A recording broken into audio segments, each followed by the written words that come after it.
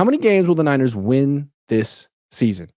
We all go through the schedule when it comes out. And I picked 11 wins, you picked 12. Now we're 3 games in, and maybe it's irresponsible to change our predictions, but damn, this defense stinks. So let's go through it game by game. Next week, New England. I think we can agree that's a game the Niners should win.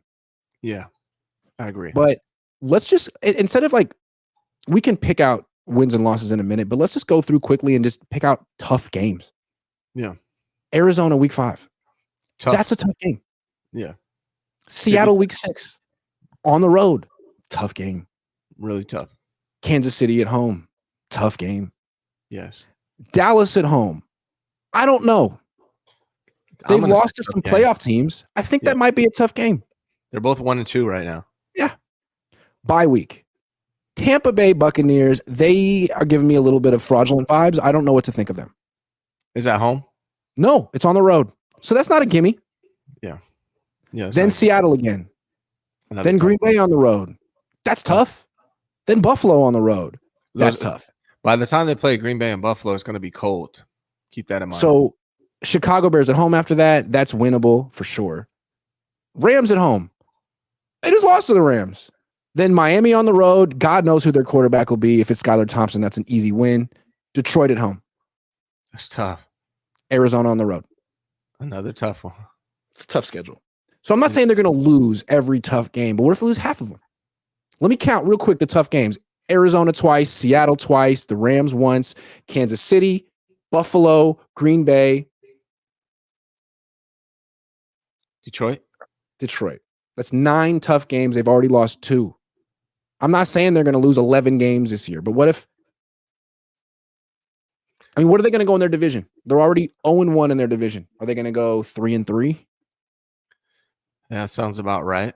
3-3. Okay. Yeah. So that's 5 losses. No. Yeah. So they already have 2. That's 2 more losses coming up. That'll be 4. Mm-hmm. Kansas City. They've never beaten them. You have to mark that as a loss until they show us they can beat these guys. It's 5. I mean, Green Bay. Detroit. Buffalo. That's looking like 8 losses right there. Buffalo and Green Bay in the weather, especially if it's raining. Brock has struggled in the rain. If it's cold and raining, that's tough, man. That's tough.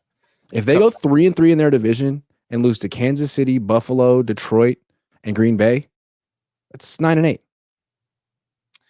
It's 9-8.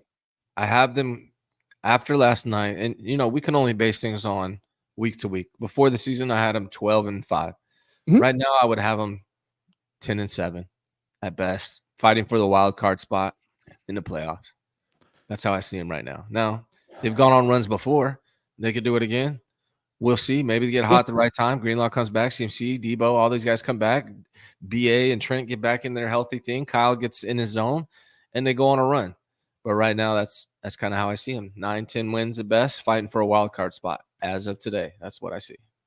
I feel like 8 or 9 wins, honestly. Maybe I'm overreacting here, but the reason I feel this way is if it was the offense, I'd say this is a team that could run the table when they get healthy. It's not the offense. It's the defense. And getting Christian McCaffrey back potentially would make the offense even better, and it could overcome a bad defense. But a bad defense is a bad defense, and we don't know when Greenlaw's coming back or what condition he'll be in coming off an Achilles with no offseason. And I think it's all him anyway. I think it's much bigger than him. Yeah. And man, I didn't expect that coming into this season. Maybe we should have, but I didn't expect that this defense could tank. Here's the thing too, man. You can win with offense only. You can have an offensive only team and win if it's the kind of offense that could drop back and pass at any moment. And that's not the strength of the 49ers. The 49ers offense is predicated on running the ball, getting in front, and holding teams off. And that's their whole philosophy, and that's what they're built for. But when you're in battles where you got to throw the ball, you got to drop back and pass, known passing downs, that's the worst part about this offense. So it's not enough. You need the defense. This whole offense is predicated on the defense. To me, if you want to be good at drop back passing, you have to empower the quarterback. Like this whole like, oh, don't set the protections and just You have to have you an O know, line.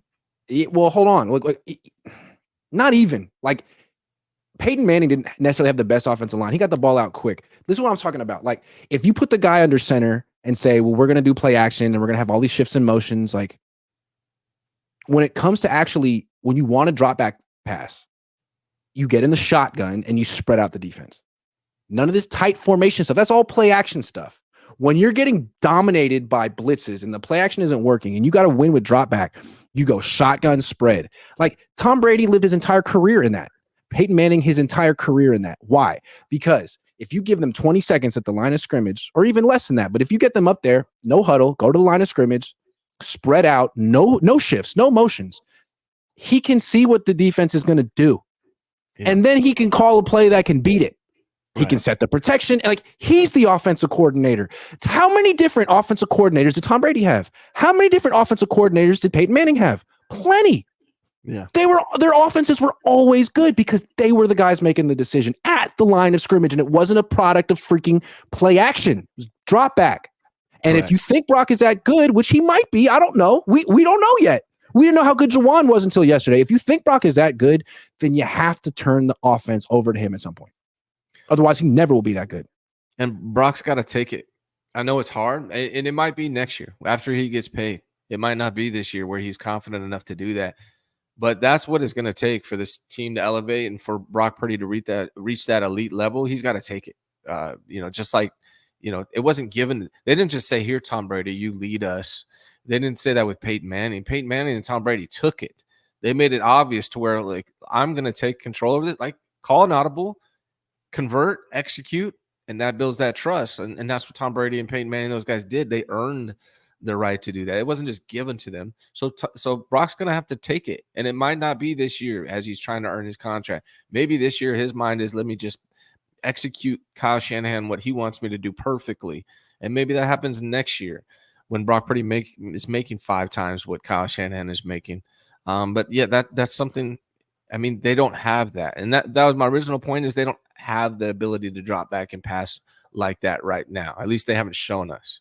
But Kyle has to give it up too. And Kyle's smart. I mean, he wants to win a Super Bowl. He wants to stay employed. I think he understands that once you give the offense to the quarterback, you're not important anymore. Your value, your genius, whatever you bring to the table doesn't matter. Because again, Brady, it didn't matter who was offensive coordinator. It could have been Josh McDaniels. Nobody knows. Like nobody. It could have been Byron Leftwich. It could have been Charlie Weiss. It didn't freaking matter. And when those guys left Brady, they were nothing.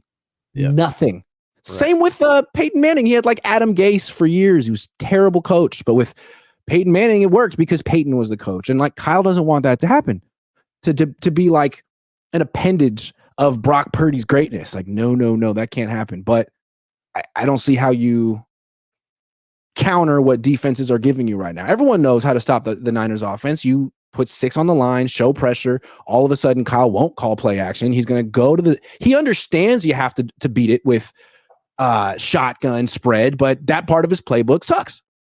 And that's the thing, man. When you have a defense that's bottom 3 in the league, which this defense is right now, you have to be able to pass the ball and passing downs. Like you have to be able to go out there, drop back, and sling it. And that's you got the quarterback and the skill position guys to do it. When you spend this much money on weapons and quarterbacks, like you haven't paid on the quarterback yet, but you will. The expectation is you could be down 30. Doesn't matter. You can score fast. I mean, it matters, but you can come back from behind. You're paying for that. Yeah. You're not paying for defense. Well, I guess you kind of are. That's what makes it so bad.